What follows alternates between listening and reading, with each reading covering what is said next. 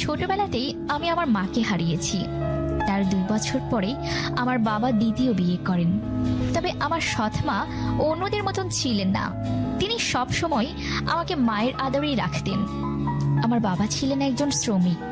আমরা 2 বোন ছিলাম। আমি দেখতে কালো হওয়ায় ছোটবেলা থেকেই আমাকে নানা রকম কথা শুনতে হতো। অন্যদিকে আমার সৎ মায়ের মেয়ে অর্থাৎ আমার ছোট বোন ছিল অনেক সুন্দরী। আর এ কারণেই আমার বিয়ের বয়স পেরিয়ে যেতে থাকলেও আমার বিয়ে হচ্ছিল না। তাই মা বাবা উপায় না দেখে আমার আগে আমার ছোট বোনের বিয়ে দিয়ে দেয়। আর এরপর থেকেই আমার জীবনে অশান্তি নেমে আসে। আমার সৎ মা আগে আমাকে যথেষ্ট স্নেহ করলেও আমার ছোট বোনের বিয়ের পর থেকে কেমন যেন পাল্টে গেলেন। বাড়ির সমস্ত কাজ আমাকে দিয়ে করাতেন।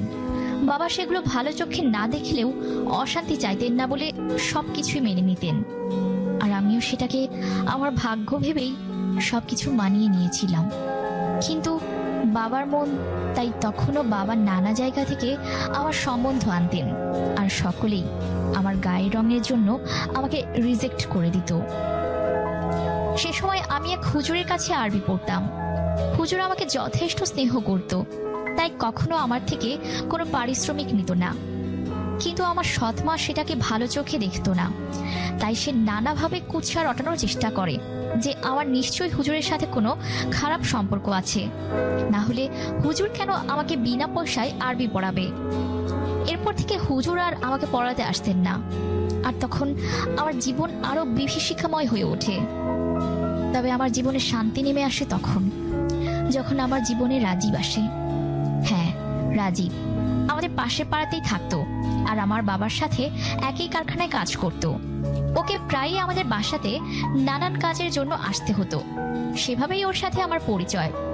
আর কিভাবে কিভাবে যেন আমাদের মধ্যে একটা অন্যরকম সম্পর্ক তৈরি হয়ে যায়। আমার অজান্তেই আমি ওকে ভালোবেসে ফেলি। তবে জানতাম না ও আমাকে ভালোবাসে। একদিন ও আমাকে ভালোবাসার কথা জানালো। তবে ওর স্বভাবের যে জিনিসটা আমাকে সবচেয়ে বেশি মুগ্ধ করত সেটা হলো ওর সরলতা। আমি কালো বলে ওর কোনো আফসোস ছিল না। ও বরাবরই আমাকে বলতো, সবই তো আল্লাহর দান। তাছাড়া যেই দোষে আমি দোষী নই সেই দোষের শাস্তি কেন আমি পাবো। আর ওর এই সরলতাতে মুগ্ধ হয়ে আমি ওকে হ্যাঁ বলে দিই। আর সেই থেকেই আমার সৎ মাকে লুকিয়ে এভাবেই চলছিল আমাদের প্রেম। রাজীব আমাকে এতটা ভালোবাসতো যে বারবার নিজেকে সৌভাগ্যবতী মনে হতো। তবে সেই সুখ বেশি দিন আমার কপালে ছিল না। একদিন আমার সৎ মা আমাকে জানালো আগামীকাল আমার বিয়ে। সেটা শুনে আমি আকাশ থেকে পড়লাম। সৎ মাকে জিজ্ঞাসা করার সাহস আমার ছিল না। তাই বাবার ঘরে গেলাম। দেখলাম বাবা কান্নাকাটি করছে। জিজ্ঞাসা করাতে বাবা বললেন, মারে, তুই আমার অভাগা মেয়ে, তোর জন্য আমি কিছুই করতে পারলাম না। বাবাকে কাঁদতে দেখে আমি তাকে শান্ত করার চেষ্টা করে তাকে বললাম, এভাবে বলছো কেন বাবা? তাছাড়া আমি তো ভালোই আছি। বাবা বললেন, তোর মা তোর বিয়ে তার দূর সম্পর্কের এক মামাতো ভাইয়ের সাথে ঠিক করেছে, যার বয়স 58 বছর। কিছুদিন আগেই ওই লোকের বউ মারা গেছে। তারা তোর মাকে বলেছে যদি তোর বিয়ে তার সাথে দেয় তাহলে তোর মাকে 40,000 টাকা দেবে। সেটা শুনে আমি মাটিতে বসে পড়লাম আর ভাবলাম আমি এখন কি করব। তাছাড়া আমি রাজীবকেই বা কিভাবে খবর দেব। আমি কাঁদতে শুরু করলাম। আমার বাবা আবারও আমার মাথায় হাত দিয়ে আমাকে সান্ত্বনা দেওয়ার চেষ্টা করলো। তখন আমার মাথা একদমই কাজ করছিল না। তাই আমি সিদ্ধান্ত নিলাম এখনই বাবাকে আমার আর রাজীবের ব্যাপারে সব বলে দেব। তাই বাবাকে বললাম, বাবা, তোমাকে একটা কথা বলার ছিল। বাবা তখন বললেন, বল মা। তখন বাবাকে বললাম, বাবা, আমি রাজীবকে ভালোবাসি আর রাজীবও আমাকে অনেক ভালোবাসে। তাই যদি তুমি অনুমতি দাও আমি রাজীবকে বিয়ে করতে চাই। হঠাৎই বাবা আমার দিকে রক্তবর্ণ চোখে তাকিয়ে বললেন, তোর মাথা ঠিক আছে? কি বলতেছিস এসব? আমি বললাম, কেন বাবা, রাজীব কি ভালো ছেলে না? তখন বাবা বলল, ভালো খারাপ বুঝি না। এক বৌমরা ছেলের হাত থেকে বাঁচাতে গিয়ে আমি আরেক বৌমরা ছেলের হাতে তোকে তুলে দিতে পারবো না। এটা শোনার পর আমি অনেক চমকে গেলাম আর ভাবলাম, বাবা এইসব কি বলছে? রাজীব বিবাহিত? কই, আমাকে তো কখনো বলেনি। তাহলে কি ওর সমস্তটাই মুখোশ? আমি পুরোপুরি ভেঙে পড়েছিলাম আমার মনে হচ্ছিল আল্লাহ কেন আমাকে এত শাস্তি দিল, আমি তো কখনো কারো কোনো খারাপ করিনি। এরপর আমি আমার ঘরে গিয়ে দরজা আটকে কাঁদতে থাকলাম। কিছুক্ষণ পরে আমি আমার জানালার শব্দ শুনতে পেলাম, মনে হলো কেউ নক করছে। যেই আমি জানালা খুললাম, দেখলাম রাজীব সেখানে। ওকে দেখে আমি ওকে চলে যেতে বললাম। ও বলল, আমাকে চলে যেতে কেন বলছো স্মৃতি? তুমি জানো না তোমার কাল বিয়ে শুনে আমি ছুটে চলে এসেছি। আমি বললাম, কেন এসেছো তুমি এখানে? তোমার কি এখনো মন ভরেনি প্রেমের অভিনয় করে? তখন ও কিছু বুঝতে না পেরে আমাকে জিজ্ঞাসা করলো, এসব আমি কি বলছি? তখন আমি বললাম, কিছুই যেন বুঝতে পারছো না?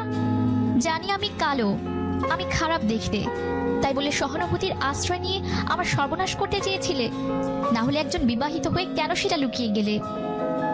তখনও একদম শান্ত হয়ে গেল আর আমাকে বলল, ও আচ্ছা এই কথা। তুমি যেমন একজন কালো মেয়ে, এটা তোমার অপরাধ না, তেমনি আমি একজন বিবাহিত যার স্ত্রী মারা গেছে, সেই আমিও অপরাধী না। আমি সবসময় তোমাকে সেটা বলতে চেয়েছি, কিন্তু বারবার তোমাকে হারানোর ভয়ে বলতে পারিনি। তবে এটুকু বলতে পারি, আমার ভালোবাসায় এতটুকু খাচ্ছিল না, খুব অল্প দিনে তোমাকে সবটা জানাতাম। তখনও আমি ওকে বিশ্বাস করতে পারছিলাম না। তখন ওর মানিব্যাগটা দেখালো, যেখানে আমার আর ওর মেয়ের ছবি আছে, আর বলল, শোনো স্মৃতি, আমার স্ত্রীর পরে যে আমি কখনো কাউকে ভালোবাসতে পারবো সেটা কখনোই ভাবিনি। আমার বাড়ির লোকেরাও আমাকে অনেকবার বিয়ে দিতে চেয়েছেন, কিন্তু আমি বিয়ে করিনি। এর একমাত্র কারণ হলো আমি চাইনি আমার মেয়েটা অত্যাচারিত হোক। কিন্তু যখন থেকে আমি তোমাকে দেখেছি, আমার মনে হয়েছে তুমি শুধুমাত্র আমার মেয়ের আসল মা হতে পারবে, কারণ তুমি নিজেও মায়ের স্নেহ থেকে বঞ্চিত হয়েছো। তাই তুমি চাইবে না আমার মেয়েটাও বঞ্চিত হোক। ও যখন এগুলো বলছিল, তখন আমি ঝরঝর করে কাঁদছিলাম। এরপর আর কি, আমি রাজি হয়ে গেলাম।